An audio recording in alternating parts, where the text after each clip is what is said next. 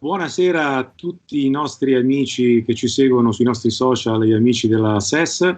Questa sera abbiamo due cari amici e due ospiti fantastici. Eiji Kawashima, il grandissimo portiere della nazionale giapponese, in forza ora allo Strasburgo in Francia. Eiji, grazie per aver raccolto il nostro invito. Oh, con piacere. E Maurizio Guido, collega con lo staff di Mister Alberto, con cui abbiamo condiviso 4 anni fantastici in Giappone, ed è il preparatore atleti, il preparatore dei portieri storico di Mister Alberto. Grazie Maurizio per essere anche tu qui con noi, ma se c'era Eiji non potevi mancare tu. Grazie, infatti mi sento in famiglia, dai. È un tuffo in Giappone, dai, nella nazionale, bello. Vabbè, anche in Europa, perché me ne sono viste tante in Europa con Eiji. Assolutamente. Eiji, poi parliamo di Eiji. Eiji lo possiamo definire il Buffon del Giappone, perché magari non tutti i nostri italiani sanno che ci stanno seguendo che Eiji, oltre a essere un grandissimo portiere, è il numero uno della nazionale giapponese da tanti anni. Ha partecipato a ben 3 mondiali, a 3 Coppe d'Asia se non sbaglio, ha fatto tanti campionati in Europa con in Belgio con l'Ierse Standard Liegi, ha giocato anche in Scozia con il Dundee, in Francia 2 anni e mezzo, e questo è il secondo anno con lo Strasburgo. Ha partecipato a Europa League, preliminari Champions League. Insomma, ragazzi, veramente possiamo dire che Eiji è il Buffon del Giappone. E se lo merita. No, sto facendo tanto effort, però dai, ancora sono in strada per fare qualcosa ancora più, sto lavorando duro. Bene. No, assolutamente. Difatti parlavamo prima con Maurizio che più passa il tempo e più sei giovane, ma voi giapponesi qual è il vostro segreto? Perché non è possibile che fermate il tempo. No, dai, di storia generale asiatico sembra un po' più giovane, no? Dai, la verità che ti hanno fatto il laboratorio, dai, la verità che sì. Avete un laboratorio dove passate e uscite di nuovo come il giorno prima. Grande, bravo. Maurizio mi diceva prima Eiji, prima della diretta, che mi ha fatto anche vedere che lui, nonostante questi mesi di lockdown e quindi forzato in casa, recluso, si è in poco tempo allestito una vera e propria palestra a 360 gradi e tutti i giorni si è sempre allenato. Questo poi ci puoi confermare tu, la grande professionalità di Eiji atleta, di Eiji portiere, che ce l'hai avuto 4 anni con la nazionale.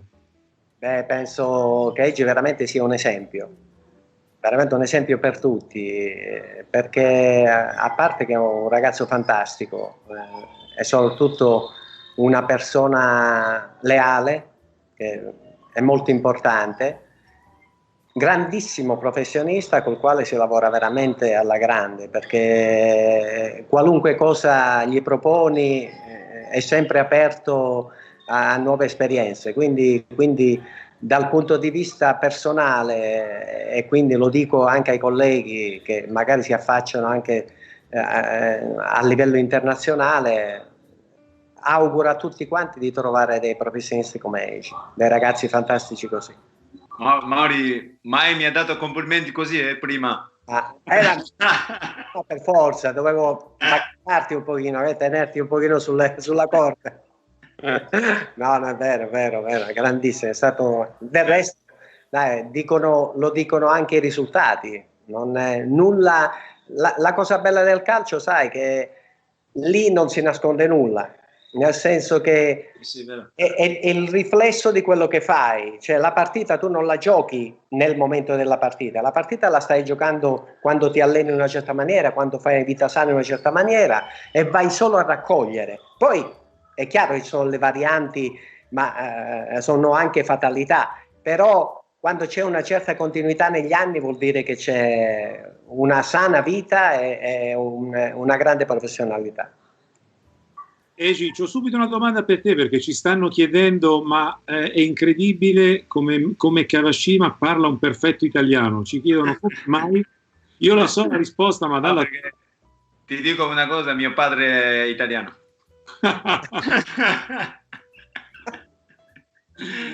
Scherzo, scherzo. Dopo, quando avevo 18 anni, sono stato in Italia per un mese a Parma e poi dopo io volevo imparare italiano per sapere più di cultura, tutto, e poi sono andato alla scuola italiana in Giappone. Beh, complimenti. Tra l'altro Eji... Giampaolo lo sa, dopo il primo mese che eravamo in Giappone eravamo proprio già, come dire, sapevamo dire soltanto 2 parole. Ma puoi parlare giapponese anche, no? Zero. Però dai, dire, noi comunque italiani lo sai, ci facciamo capire dappertutto, gira e rigira ci arriviamo sempre. No, bravo, veramente. Infatti anche questo, ritornando al discorso nostro, è stato un grande aiuto per me, sì. Perché oggi, al di là di tutto, al di là del fatto che, diciamo, l'esercitazione è una cosa abbastanza aperta, c'è una parte visiva e quindi già, diciamo, di riflesso si impara, però Eiji era anche un po' il traduttore.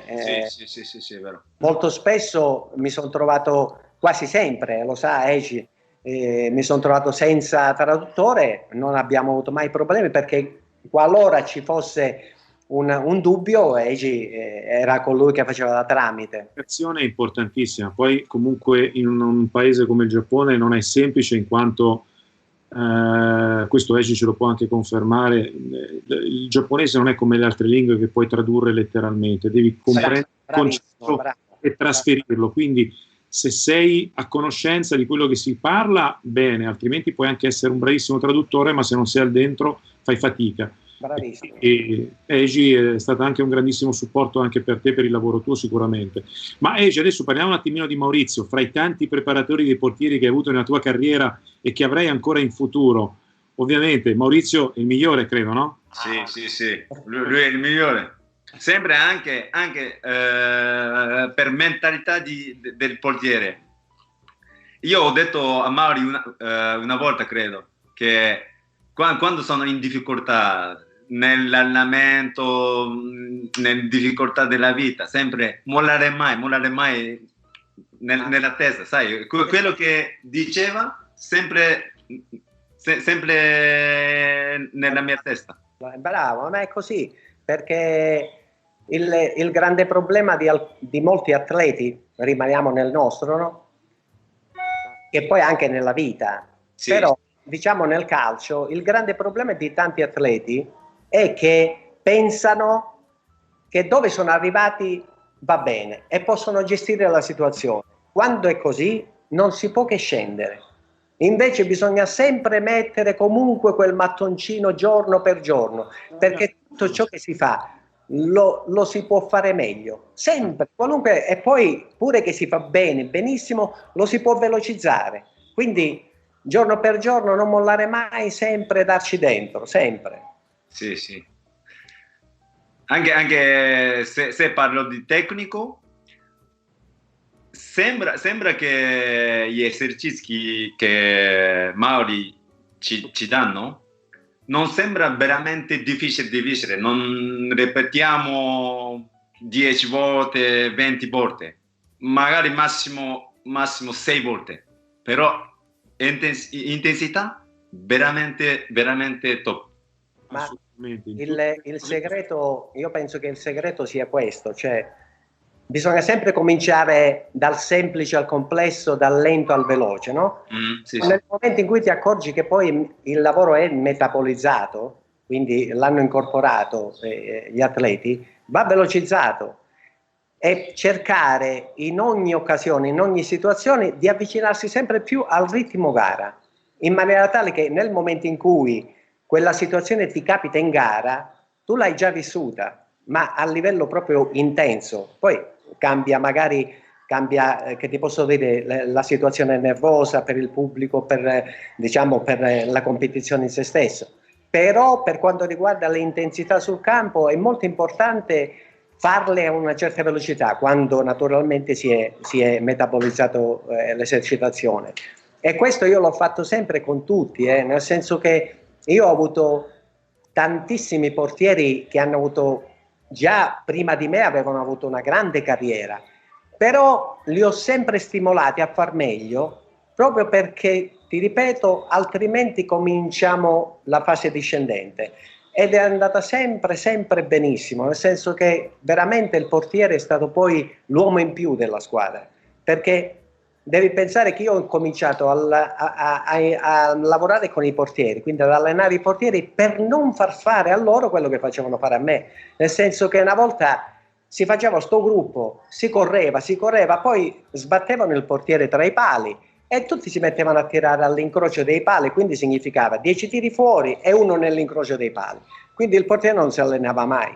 Oppure pesi, amici, colleghi sulle spalle, no? Cioè cose assurde, non si faceva mai nulla di specifico. Invece per me, io ero già nella mentalità che il portiere non è l'ultimo baluardo, ma è il primo attaccante della squadra, perché un'azione da gol non è l'azione che si va a giocare negli ultimi 16 metri. L'azione da gol inizia nel momento in cui tu entri in possesso della palla. Quindi significa che il portiere, che come piace a me, che è attivo, che fa pesare il discorso di poter usare le mani, perché il portiere è un giocatore come gli altri, può fare tutto, si mette il pallone ai piedi, può dribblare, può andare a tirare un rigore, può tirare una punizione, saltare di testa su un angolo, quindi può fare tutto, nella sua area può usare anche le mani, quindi è un privilegiato a confronto degli altri, e questo io voglio che lo faccia pesare chi si allena con me, voglio che guadagni la mentalità ad essere cacciatore e mai preda, quindi che faccia pesare il discorso di ampliare il raggio d'azione in maniera tale che un'azione da gol inizia subito, cioè io prima entro in possesso della palla, prima comincia l'azione da gol, e questo è il portiere che voglio, cioè, e a mio avviso penso che sia il portiere che si adatta più al gioco, no, di oggi, dove i ritmi sono alti, le squadre sono corte, e quindi un portiere che comincia a stare fuori dai pali, che sa giocare, è già un grande aiuto per la squadra. Egi, ti faccio una domanda, ti chiedo alcune cose. Allora, hai visto, ovviamente sai benissimo che questo weekend ripartono i campionati in Europa, il primo in Germania. Da voi in Francia purtroppo non è così, anzi siete stati insieme all'Olanda e al Belgio, se non sbaglio, ad aver già da tempo detto basta al calcio. Cosa ne pensi al riguardo? Com'è la situazione lì in Francia in questo momento e cosa la società vi ha comunicato, sta programmando per il futuro? Infatti noi in Francia come in Italia 2 mesi siamo stati bloccati alla casa e poi dall'11 maggio è un po' più aperto e poi questa settimana ha ricominciato un po' allenamento, però separato il gruppo 6 giocatori sul campo, ma come hai detto il campionato è già finito, perché in Francia tanta gente che sono morti per questo virus, e io credo che questo era decisione coraggiosa, perché non è facile, perché il calcio è certo. un gran business oggi, però è importante proteggere la vita dei giocatori, la famiglia dei giocatori. Assolutamente, vero. Assolutamente, vero, e quello che dici è giustissimo. Poi per non parlare che comunque parliamo di un campionato falsato, perché già il fermo che c'è stato significa veramente ricominciare quasi da zero. Secondariamente stadi vuoti, situazioni dove veramente è difficile trovare la concentrazione, quindi il passo giusto, diventa difficile, insomma, ecco. E poi la salute, che è la cosa più Sono d'accordo su quello che ha detto Egi, che comunque, sai, il calcio è un grandissimo business e si sta andando avanti, io credo, principalmente per quello, per i troppi interessi, però bisogna anche portare rispetto alle tante persone che sono venute a mancare, a quanti anche ora stanno ancora male. Giustamente la salute deve essere sempre al primo posto di tutti noi. Sì. Egi, parlando della tua carriera in Europa, che è un po' svariato da Belgio, Scozia, Francia, Sì. che diversità hai trovato? Che hai trovato delle difficoltà? Ti sei trovato bene? Non ti sei trovato tanto bene? Che cosa ci puoi raccontare di questa tua esperienza? Credo che sapete già, c'è la differenza Giappone in Europa e anche c'è differenza entre Giappone, e anche Europa, Italia, Belgio differente, Francia è differente, però prima io pensavo sempre solo differenza Giappone in Europa, però dopo, sai, sono arrivato in Belgio, era difficile anche, era veramente livello alto il campionato belgio, credo, però, ma oggi sono cresciuti, però anche difficoltà era, come si dice, adattare il calcio differente, anche in maniera differente, perché come sapete in Giappone rispettiamo molto collettivo. Allora, per il portiere veramente importante comunicare con i difensori e protegge la porta collettivo, no? Però quando sono arrivato in Belgio, allora i difensori pensano solo loro, portiere che deve proteggere la porta. Per questo sì, era sorpresa per me e io ho dovuto adattare, per questo che io veramente devo concentrare cosa faccio. All'inizio io ho provato a parlare con i difensori come facciamo tutto, però infatti non aiuto tanto questo. Sì, non era recepito. Sì. Sì, come dici tu, io seguivo il tuo campionato e quindi venivo a vedere molte partite. Sì. È vero, anche perché comunque lì c'è una... forse come hai detto te sta cambiando perché è cresciuto tanto adesso sì, però hai ragione.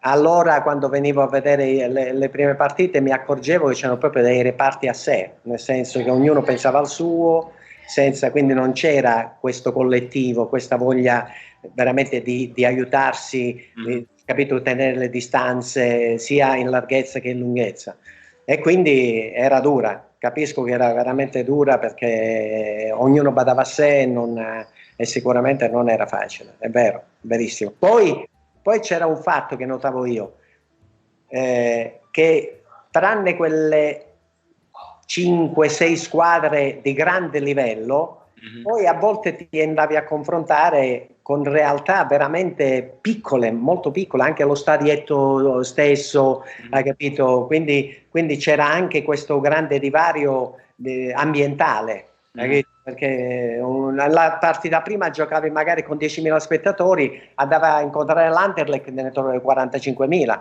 e quindi era insomma una bella differenza. Magari qui in Italia, in Francia, in Germania, in Inghilterra molto più livellato, perché insomma anche le province hanno bei stadi, bel seguito, e quindi riesci sempre a trovare quella stessa concentrazione. Lì invece notavo che c'era anche questo grosso divario, ma perché a mio avviso non ci sono tantissime squadre, perché se ti ricordi bene, hai visto Egi, c'era il problema di poche promozioni, poche retrocessioni, perché bene o male erano quasi sempre le stesse, perché le provinciali c'erano veramente squadrette piccole che non riuscivano nemmeno, diciamo, a mantenersi in Serie A. Ecco perché. Sì.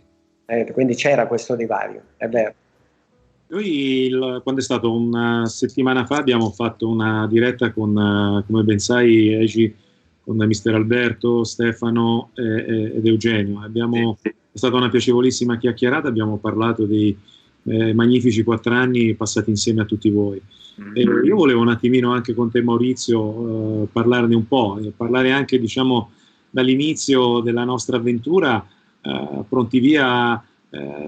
Quando siamo arrivati abbiamo subito avuto una durissima partita, la partita con l'Argentina. Te la ricordi che poi fu anche un risultato storico per il Giappone, che in precedenza aveva sempre solo perso con l'Argentina. Arriviamo noi con tanti dubbi, magari anche di buona parte della critica e della tifoseria, via 1-0 contro l'Argentina di Messi, tutti al gran completo. Che ricordo hai di quella partita? Egi. Io? Sì, scusa. Scusa. No, vai. Ho pensato alla questione a Mauri. No, quello era veramente incredibile. Dai, dopo il Mondiale 2010 era con mister prima partita, e poi Argentina c'erano tutti. Sì, Messi, Tevez, Cambiaso, tutti. E così anche i giocatori non speravamo tanto, no? C'era un amichevole, e poi anche dopo il Mondiale contro l'Argentina non era facile. Però dopo abbiamo vinto contro. È stata partita vera, Sì, per questo. Sì. Io ricordo Messi era incavolato, era furibondo perché non ci stavano. Quindi è stata partita vera fino al 90°, è stata una battaglia veramente. Quindi è stato il preludio, è stato il preludio a 4 anni fantastici. Si è capito che anche in quella prima partita, tanto io rivedo le partite vecchie passate, Egi è stato determinante in più di un'occasione, ha chiuso la porta alla saracinesca agli attacchi dell'Argentina, e abbiamo resistito perché un pochino abbiamo sofferto alla fine. È normale, dai. Una squadra così abbiamo riportato a casa un risultato importante, più che altro per il morale e per il proseguo di tutto il lavoro di questi 4 anni, perché è stata importante anche per voi. Giampi, guarda, quando io prima parlavo di Egi in maniera magnificandolo, cioè, ma è la verità, nel senso che vedi, il portiere, a mio avviso, deve essere un po' come l'arbitro, nel senso che l'arbitro bravo non te ne accorgi che c'è in campo. Quando è il momento che deve intervenire, a me non piacciono i portieri evanescenti, quindi dove non c'è bisogno di volare, fare situazioni, Egi era quello essenziale, cioè, quindi anche in quella partita, nel momento in cui è stato chiamato, ha risposto, non è che se l'è andata a cercare, cioè, capito? È stato lì ad aspettare il suo momento, stando sempre in partita, ovviamente capendo che era contro una grande squadra, stava giocando contro una, però era sempre lì. Naturalmente grande rispetto, però senza timore reverenziale, ha risposto alla grande, e così l'ha fatto negli anni, ma ripeto, il portiere vero è questo, cioè quello essenziale che nel momento in cui è chiamato in causa dice presente. No, assolutamente, quello che dice è vero, tant'è che volevo appunto arrivare a questo, quando parlavo prima di Egi paragonato al Buffon del Giappone, è la verità. Egi è un gran portiere, ma è un gran campione, e i campioni nelle partite importanti non mancano mai. Se ti posso parlare della cavalcata stupenda della Coppa d'Asia, sono state 2 partite fondamentali che sono state le più importanti, la semifinale e la finale, e Egi, ragazzi, ha fatto l'impossibile, ci ha portato in finale con tutti i compagni, con tutta la squadra, e anche in finale poi con l'Australia ha fatto delle parate straordinarie, ragazzi, straordinarie. Cioè, io ce l'ho ancora nelle uscite su Cahill, colpi di testa sugli altri, una roba impressionante. Cioè, io non so se ti ricordi anche tu. Che memoria questo? Cioè, come fosse ieri, come fosse Asia 2011? Sì, 2011. 2011. Sì, perché noi siamo stati in difficoltà nel gruppo, iniziato non era veramente bene, però abbiamo cresciuto con il gruppo e poi alla fine parlo di giocatori che non erano titolari, chi ha segnato tutto, cambiato tutto la partita. Per questo veramente la Coppa d'Asia 2011 abbiamo vinto con tutti. È stata la vittoria del gruppo, assolutamente. Sì. Io però ripeto, semifinale, quando poi siamo andati ai rigori, hai chiuso giù la sala cinesca, hai parato ben 3 rigori e siamo volati tutti insieme in finale. In finale, ragazzi, potevano stare a tirare anche per 2 o 3 giorni, Maurizio, non avrebbero mai segnato quella sera. È vero, aveva buttato la chiave, dai. Ha parato l'imparabile, ha parato l'imparabile. No, io mi porto dietro soltanto una cicatrice al labbro che praticamente di guada che è venuta nell'intento di abbracciare a mia Ege, mi ha dato un cazzotto. Me la ricordo. Mi ricordo. Troppo bello. E non se ne è accorto, non se ne è accorto minimamente, io che sanguinavo e lui tranquillo. È vero. Bello. Ma della finale dell'Australia cosa ti ricordi?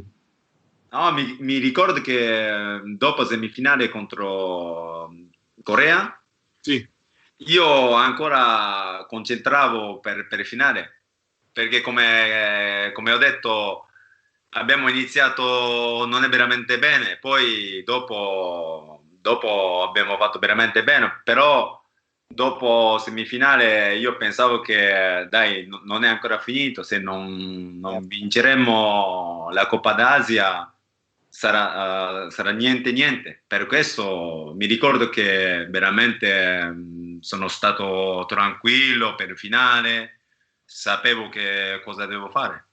Un'altra grande gara è stata anche contro il Qatar. Sì. Un uomo in meno, situazioni abbiamo visto com'era, eppure abbiamo avuto una reazione incredibile. Quella partita, sì. Lì è stato, come diceva Ege, è stata proprio la forza del gruppo, il carattere del gruppo. Nella difficoltà, 10 contro 11, sotto di un gol a 20 minuti alla fine, compatti, uniti, ribaltato il risultato. Poi penso che comunque su tutto aleggiava un po' la presenza del mister, che è un grande stratega, è uno che riesce a leggere le situazioni e non si dà mai per vinto. Quello secondo me ci ha sempre aiutato, perché lui è uno che se la gioca sempre. Lo dice la storia, e Giampaolo lo sa, infatti lui è stato sempre la bestia nera della Juve, perché ha cominciato con un uomo in meno a fare il risultato contro la Juve vincendo, proprio perché se l'è sempre giocata e ha sempre fatto giocare tutti. Tutti. Come diceva Egi, Coppa d'Asia sono entrati quasi tutti, solamente 2 giocatori non sono entrati, che sono stati Gonda e Moriwaki, sono stati gli unici 2, ma che poi dopo alla fine il mister, quando siamo rientrati in aeroporto a Tokyo, a Neda, ha fatto portare loro 2 la Coppa. Sì. La Coppa, per primi a uscire con la Coppa in mano, perché giustamente si vince tutti insieme, si vince. È stata un'esperienza bellissima, una grandissima vittoria di gruppo. E poi dopo abbiamo avuto le qualificazioni per i mondiali, prima parte abbastanza bene, seconda parte ovviamente con un po' di sofferenza, però alla fine siamo subito usciti subito alla grande, nel senso che ci siamo qualificati come prima nazione in assoluto. Come prima nazione in assoluto. Anche lì grandissimo risultato da parte del gruppo. Sì, certo. Ma nei 4 anni, voglio dire, al di là della qualificazione, ci siamo confrontati con tutte le grandi. Abbiamo veramente imposto il gioco con tutti, Olanda, Francia, ma veramente con tutti. Veramente. Quindi è stato veramente un crescendo. Forse proprio ai mondiali ci siamo arrivati un attimino, come dire, con qualche problemino, io dico fisico anche, con qualcuno, il capitano che si era operato da poco, aveva il ginocchio, insomma, varie situazioni che se pensi che si è qualificata poi la Grecia, sicuramente noi saremmo stati veramente la sorpresa del mondiale se fossimo andati avanti, quindi secondo me avremmo fatto un po' come la Coppa d'Asia, passando quello scoglio veramente saremmo cresciuti sicuramente. Egi, prima appena qualificati ai mondiali siamo poi dal Qatar, che mi sembra abbiamo giocato in Qatar contro l'Iraq, l'ultima di qualificazione, e siamo finita la partita, il giorno dopo siamo subito partiti per Brasilia, perché dopo neanche 48 ore abbiamo giocato la partita d'esordio in Confederation Cup. Sì. Volo, 10 ore di fuso, è stato un massacro, è stato e abbiamo fatto la partita inaugurale contro il Brasile, a Brasilia. Sì. Che cosa hai in mente di quei momenti? No, mi ricordo che cosa di l'ultima partita di qualificazione siamo arrivati in ritardo per Confederations Cup e non abbiamo tanto tempo per preparare questa partita, e anche contro il Brasile. Non mi piace dire che come scusa, però dai, non era veramente abbastanza 3 giorni per preparare contro il Brasile, a Brasile. Certo, no, assolutamente. Loro erano già in allenamento da diversi giorni in ritiro, avevano già fatto 10 giorni, stavano preparando la nostra partita. Noi venivamo appunto da un viaggio lunghissimo, neanche 2 giorni, e poi dopo giocare. Insomma, non deve essere un alibi assolutamente, però è sempre bene con una squadra come il Brasile magari provare a giocartela ad armi pari, insomma. Così se parti già svantaggiato, parti. Poi dopo smaltito il fuso orario, smaltito il viaggio e quant'altro, io penso una delle partite più belle in assoluto della gestione di mister Zaccheroni in Giappone, partita contro l'Italia. Sì. Ci hanno chiesto quasi scusa. Avevano vinto alla fine, si sono scusati, è vero, mi ricordo. Beh, è stata una partita sul piano. Mi ricordo benissimo. Bella. Perfetta, oserei dire perfetta. Abbiamo poi commesso qualche ingenuità sui gol presi, però lì ti accorgi comunque, vedi, la differenza anche di mentalità, no? Cioè Pirlo sta battendo l'angolo e c'è 2 che vanno a bere fuori dal campo vicino alla porta, che alla borraccia che sarebbe esce là vicino, cioè quindi ancora, capito, è un po' quella situazione dove magari nell'agonismo che c'è europeo una cosa del genere non succede mai, cioè, capito? Però ci sta, voglio dire, no? È proprio magari a volte la mentalità diversa, la cultura diversa, e quindi dai, ci sta, però gran partita, grandissima. Sì, gran partita. È stata una partita veramente sì. Una bella lezione, un bello spot di calcio per tutti, assolutamente. Sì. Non si è stata preparata alla perfezione, questo è vero. Senti, poi dopo Confederation Cup, e poi ci prepariamo per andare in Brasile. Abbiamo fatto quelle pre partite in vista del mondiale, anche lì crescendo. Abbiamo avuto difficoltà alle prime, per poi dopo arrivare a fare prima dei mondiali delle partite importanti contro il Belgio, contro l'Olanda, contro la Francia, poi anche quando eravamo in ritiro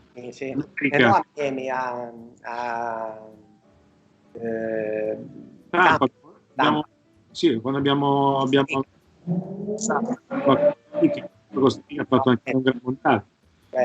Ma diciamo un pochino consapevoli delle nostre capacità, della nostra forza, no? Poi dopo, secondo te cosa ci è mancato oltre ai problemini, diciamo, fisici?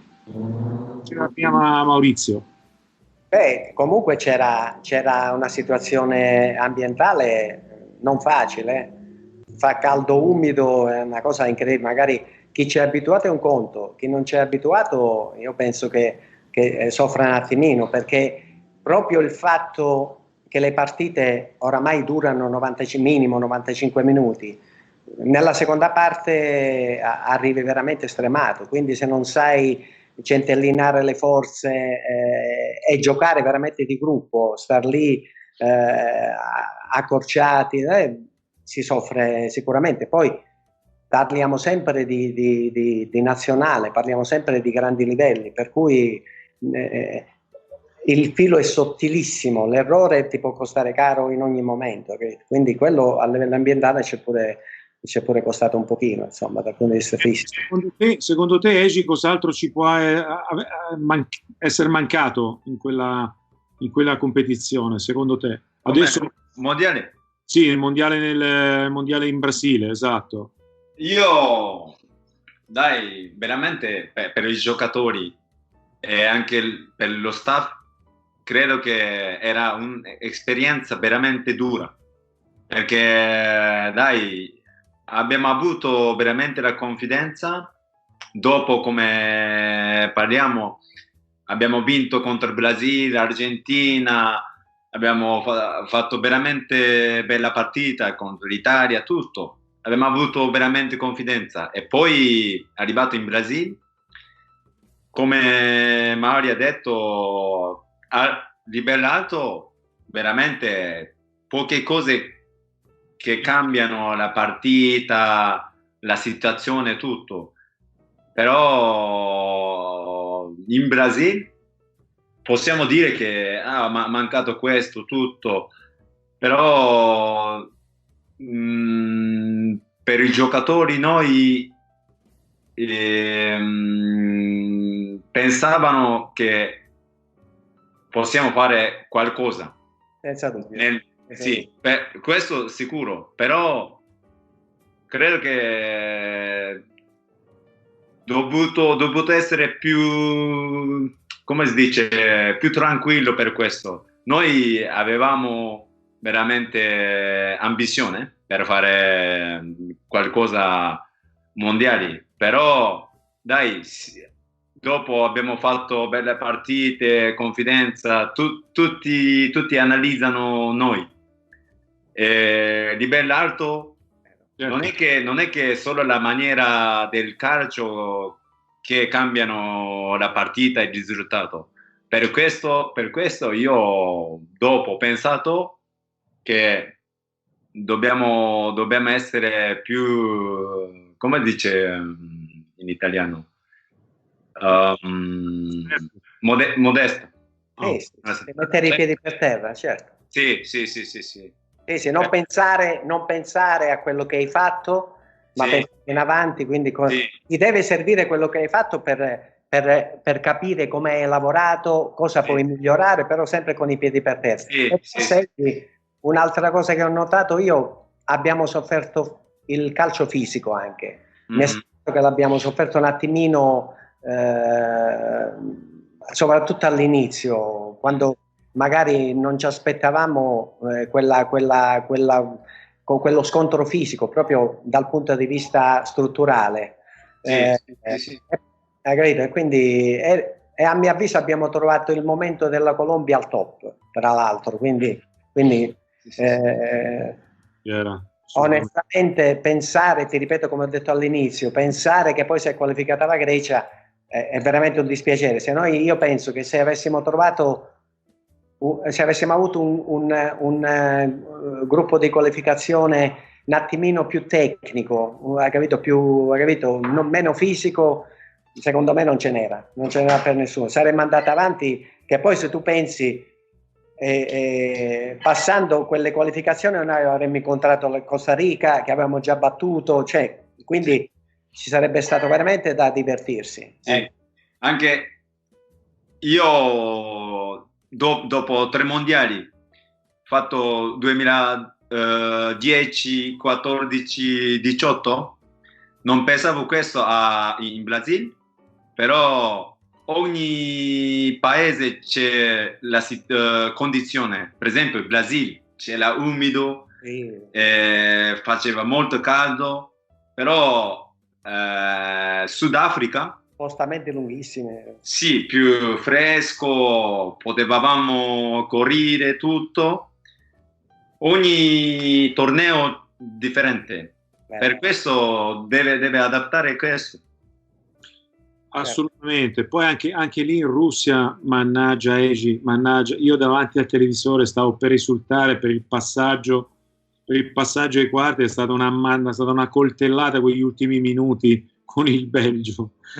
Si può soffrire così? Veramente abbiamo sofferto anche noi che guardavamo la partita vostra, in una maniera incredibile, una partita anche lì stradominata, perfetta da parte vostra, e vanificata per degli errori, magari non so, esperienza, non riesco a capire. Io dico, ma è successo alla fine.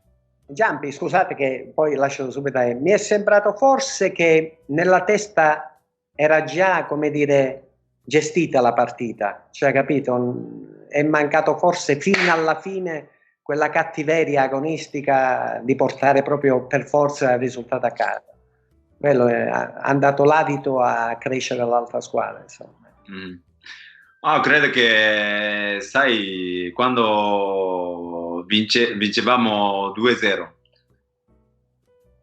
noi immaginavamo anche il risultato che magari va bene questa partita, però dopo 2-0 credo che abbiamo mancato il controllo, poi come abbiamo parlato, mancato poche cose per controllare la partita, la situazione. Sai, questo le cose bisogno per vincere la partita, credo che abbiamo mancato alla fine.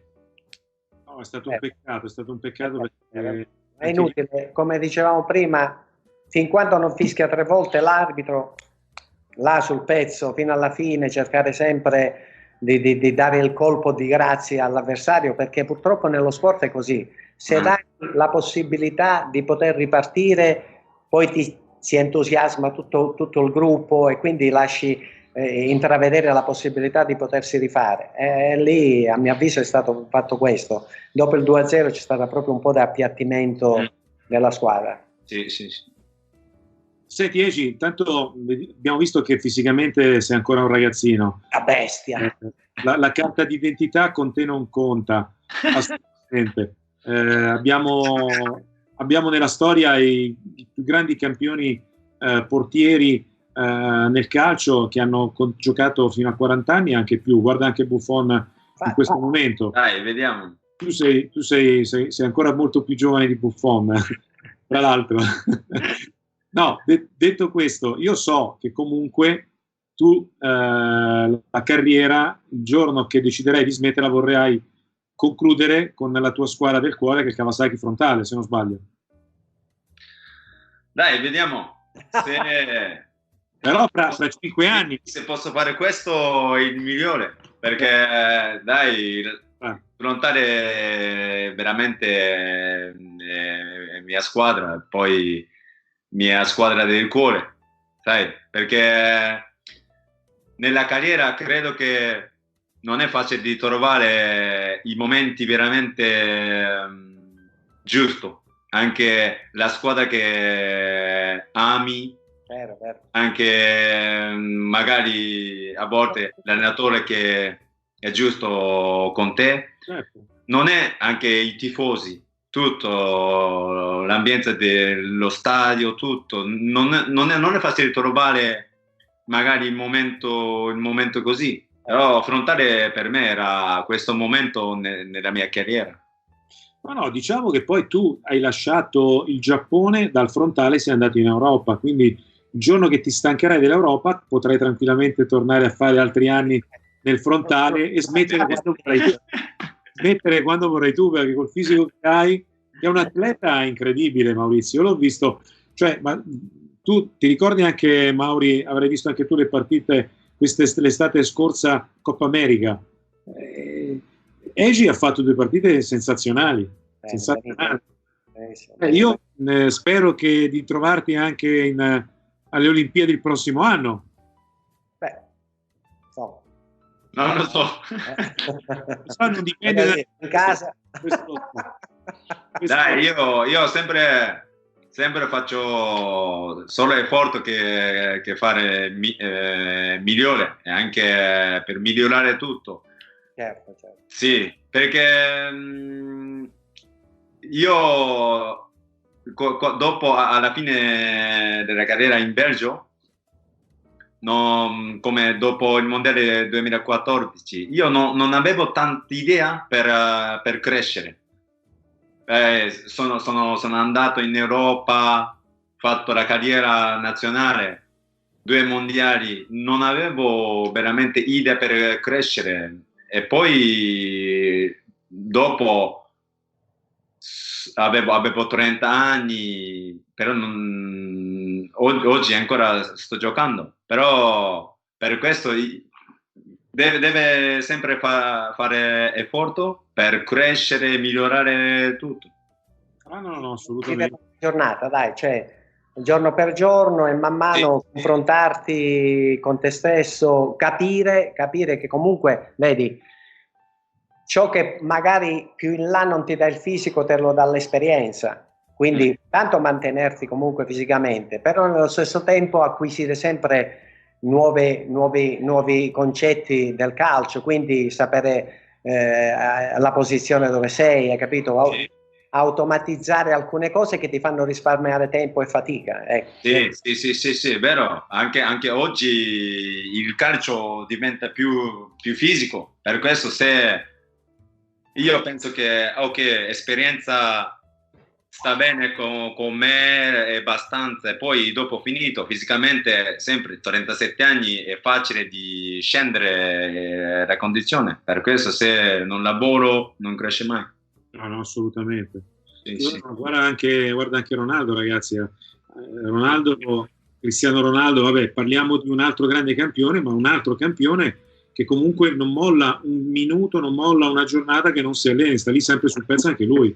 Perché così, è giusto che sia così, ragazzi. Corpo sano in mente sana in corpo sano, insomma, quindi siamo sempre là.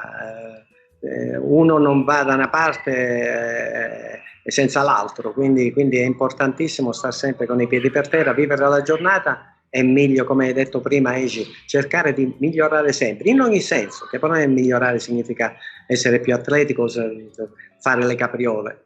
Migliorare significa essere sempre più essenziale, sempre più in partita, sempre di più voglio dire, l'aiuto ai compagni, perché è importantissimo il portiere che dà una mano ai compagni.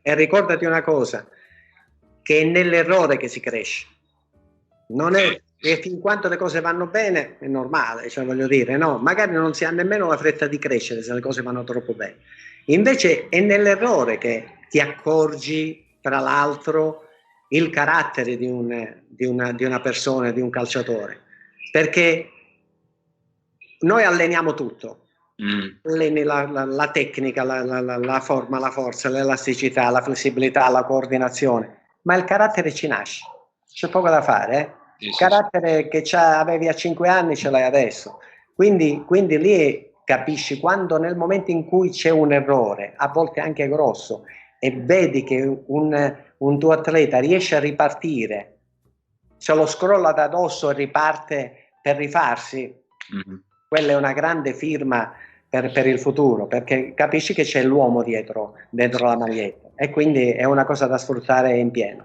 La cosa bella di Egi, con cui abbiamo avuto il piacere di lavorare per 4 anni in Giappone, una cosa bellissima è che lui in qualsiasi momento, in ritiro, negli allenamenti, prima della partita, aveva sempre un sorriso per tutti. Era veramente, ti metteva a tuo agio, era rilassante, ti dava anche tranquillità. Veramente Egi, questo è un grandissimo pregio, avere questo self-control e soprattutto dare questa questa tranquillità ai compagni con un semplice sorriso. Sei sempre stato un ragazzo bellissimo. Se mi posso permettere, Giappi, mi posso permettere, penso che comunque il gruppo del Giappone abbia anche, come dire, capito che avevano di fronte uno staff veramente cordiale, nel senso che il lavoro che abbiamo fatto è stato sempre comunque fatto col sorriso. Poi si è lavorato tanto, no? Oppure quando c'erano i momenti chiaramente da mettere i puntini sugli li abbiamo messi, no? Per carità. Però c'è stata sempre grande cordialità, grande rispetto, grandi sorrisi, nel senso che quando c'è da sdrammatizzare, da cordializzare la cosa, l'abbiamo sempre fatto, ma tutti, veramente, a partire da Giampaolo agli altri, insomma. Quindi è stata veramente un'unica gruppo, un'unica famiglia, bello veramente. No, assolutamente. Senti, ho visto nei social, che vabbè, oltre ovviamente a lavorare, questo me l'hai fatto vedere anche in privato, duramente a casa, ma ho visto invece attraverso i social che sei anche un grandissimo chef, sei. Vedo come che, Mauri? Come Mauri, adesso come Mauri fa anche la pizza, arrivare ai livelli di Mauri, però devo dire che sei un ottimo chef, ti ho seguito e fatto dico, sto provando. Magari un giorno vengo in Italia per imparare a fare pizza. La cucina in Italia, anche la presentazione del piatto, no? Ti i code di gamberoni con il lardo di colonnata con l'erba cipollina su un letto di ceci o di fagioli. Dai, però per me cucinare è veramente il momento rilassato. Quando c'è, non lo so, stress della partita, allenamento, io metto la musica e poi con il tempo faccio sempre cucina, non penso niente. Senti, ma tua moglie ti consente di cucinare? Sì, ti lascia spazio in cucina, sì? No. Lei non ci sta quando cucino. Ok. No. Non vuole vedere, sei tranquillo. Sì, sono tranquillo. Ma deve essere così, la cucina deve essere così, deve essere rilassatezza e nello stesso tempo inventiva, perché in cucina si impara sempre, nel senso che a volte senza saperlo vai a mettere un aroma, un qualcosa di aggiuntivo e ti ritrovi una fragranza favolosa, quindi è un modo per crescere anche quello. Tornando, vedi che lui è il grande chef. Maurizio, devo dire, Maurizio è veramente bravo ai fornelli. Questo è vero. Infatti, quando ci invitava a casa, quando eravamo lì a Tokyo, ci invitava a casa, eravamo tutti contenti, che sapevamo di mangiare bene e di bere bene anche. Poi, questo è importante. Lui non mancava mai, cioè faceva anche dei fantastici accostamenti. Giusto così. Argentino, cambiavi un po', svariavi. Giampi, guarda, Eiji, se io ti dico, se i problemi mondiali, io parlo proprio da Trump, non so, i ministri più del Giappone, dell'Italia, si incontrassero a tavola a discutere i problemi davanti a un buon piatto e un bicchiere di vino, si risolverebbero tantissime cose, perché serve proprio a smussare tanti angoli, tante cose, tanti spigoli, ha capito, che escono per ogni cosa. Quando invece tu sei a tavola, assaggi un qualcosina, assaggi un po' di vino, diventa un pochino tutto più rotondo, più liscio, nel senso che a mio avviso si è più buoni, hai capito? Perché poi noi diciamo, tu non lo sai, in Italia a panza piena si ragiona meglio, quindi panza piena fa cantare, hai capito? Quindi voglio dire, è molto meglio essere un attimino sazi, non proprio sazi, ecco, aver mangiato bene e discutere di ogni cosa, perché a mio avviso si risolverebbero tantissimi problemi. Certo, però magari Mauri, loro vogliono i vini più cari. Ma tu pensa, Certo. guarda, no, che scherzi, ancora me lo ricordo. Me lo ricordo. E beh, quello che tutti dicevano a me, scegli tu il vino, cioè, e quello mi diceva, questo è buono, però io non sapevo minimamente i prezzi, no? Avevo visto. Questo è buono, l'ho assaggiato, buono, sì, 600 euro a bottiglia. Giusto, cosa hai detto? 500, quant'era a bottiglia, mamma, incredibile, un vino che in Italia, dai, cioè, se tu pensi che io prendo il Brunello di Montalcino, che stiamo parlando veramente del non plus ultra del vino mondiale, livello mondiale, no? Io lo pago 25 euro per dirti, no? Sì. Questo si presenta con 500 euro, ma che c'è scritto? Incredibile. Senti, Egi, ti faccio un'ultima domanda, poi dopo ti lascio alla famiglia, ti lasciamo alla famiglia. Vabbè. Senti, ti volevo chiedere, adesso mi hai detto ovviamente, vabbè, è tutto finito, tutto chiuso, però come sono i programmi con la società? Come siete rimasti voi in Francia? Noi c'è allenamento fino a maggio, Okay. e poi un mese di vacanza, e poi ricominciamo magari inizio del giugno per preparare il campionato prossimo anno. Prossimo, ok. Tu hai il contratto ancora di un altro anno, no? Sì, c'è un contratto ancora un anno. 2021, ok. Sì. Allora, intanto quest'anno ti seguiremo come abbiamo sempre fatto in questi anni. E poi con la promessa che cercheremo, appena si riapriranno i voli, si sarà tornati un po' alla normalità, di venirti a trovare. Cucina Maurizio. Riabbracciarci, dai. Facciamo cucinare Maurizio. Bene, benissimo. Ok. Egi, grazie infinite della tua disponibilità. No, grazie a voi. Ho fatto veramente piacere averti ospite. Maurizio, grazie anche a te della presenza qui con noi, ma non potevi mancare visto che c'era Egi. Grazie, è stato un grandissimo piacere, veramente. Anche a me, Mauri. Un saluto a tutti i nostri ascoltatori, i nostri amici che ci seguono, e mi raccomando, iscrivetevi sui nostri social, così sarete aggiornati anche sulle prossime dirette, e buona serata a tutti. Ciao ragazzi, è stato un piacere. Ciao. Ciao.